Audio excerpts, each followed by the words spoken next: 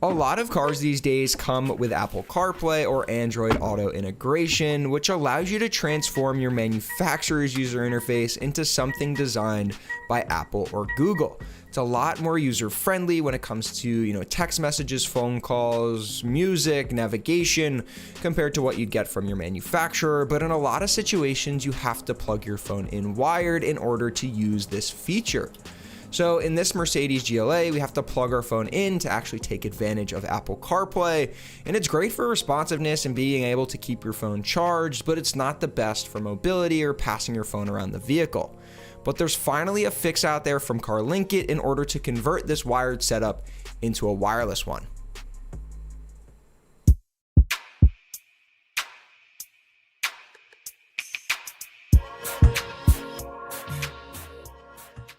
So here we have the CarlinKit 4.0. It allows you to transform that wired setup into something completely wireless.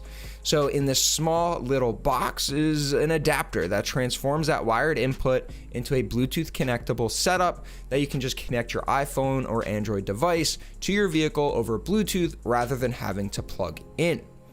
So let's get this thing unboxed, show you what it looks like, pretty much the simplicity of the design, and then of course we'll put it to the test and connect it to our car. So once we get this thing unboxed, we get a very, very simple and easy to understand instruction manual, like 5 mini pages long. To get the gist of it, all it is plug the adapter into your vehicle where you typically plug in the phone, connect your phone via Bluetooth, and then you're pretty much set up. And it also has some troubleshooting steps in there as well. So here we have the actual CarlinKit 4.0 device. Very small, has a both USB Type A and USB Type C connection in order to plug this thing into your car. In the majority of situations, vehicles these days come with USB-C. So we have both a USB-C to USB-C adapter as well as that USB-C to USB Type A adapter as well, which means you can pretty much plug it in to any vehicle. So now we're in the car, we've gotten our lightning cable out of here, and it's USB to USB Type-C in order to plug this thing into our Mercedes GLA. And all we're waiting for is the red light to turn on to show that we're ready to actually start CarPlay with the CarlinKit device.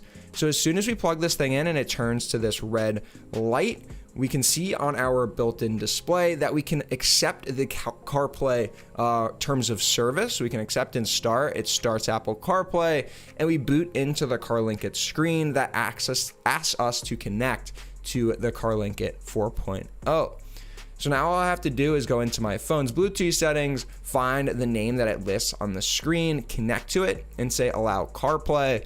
And that's pretty much it. We're now connected to that Bluetooth CarlinKit adapter and now streaming Apple CarPlay to our vehicle.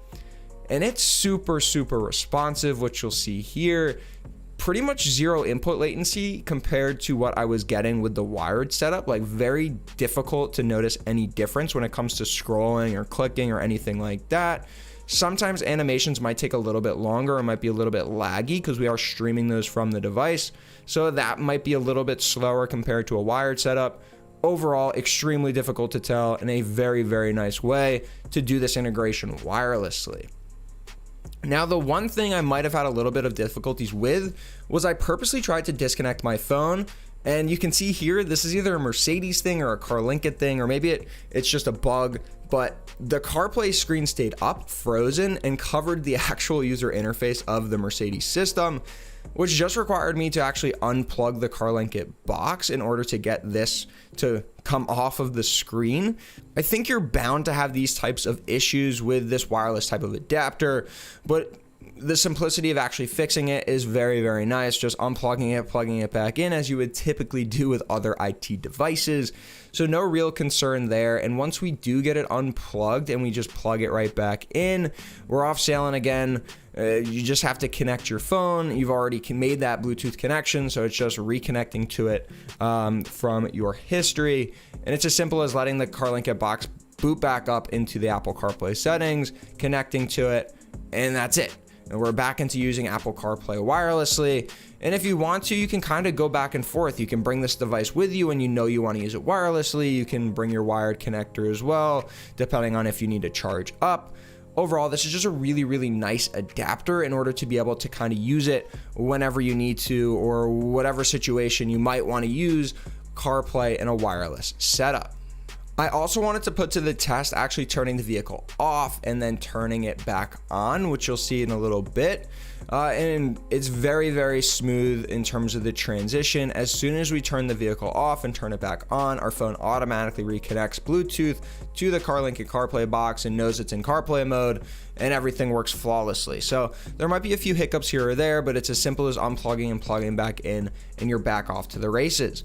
In terms of price on this thing, you're looking at $100, so not super expensive, especially when you're looking at converting from a wired to wireless setup. And you can also use the link in the description down below with the code TRUE, just TRU, to get 15% off your order. Back in the day, I actually used another CarlinKit product to actually transform my Audi A3 to be able to use Apple CarPlay. Like, it didn't have it built in, so it completely transformed the user interface. With this setup, you're just going from wired to wireless, and for $100, it's a really nice addition to the vehicle that doesn't require you to make any hardware changes or anything like that. It's just plug and play. So I hope you guys enjoyed the video. If you did, leave it a thumbs up. If you have any questions, leave them down in the comments below, and I'll see you in the next one.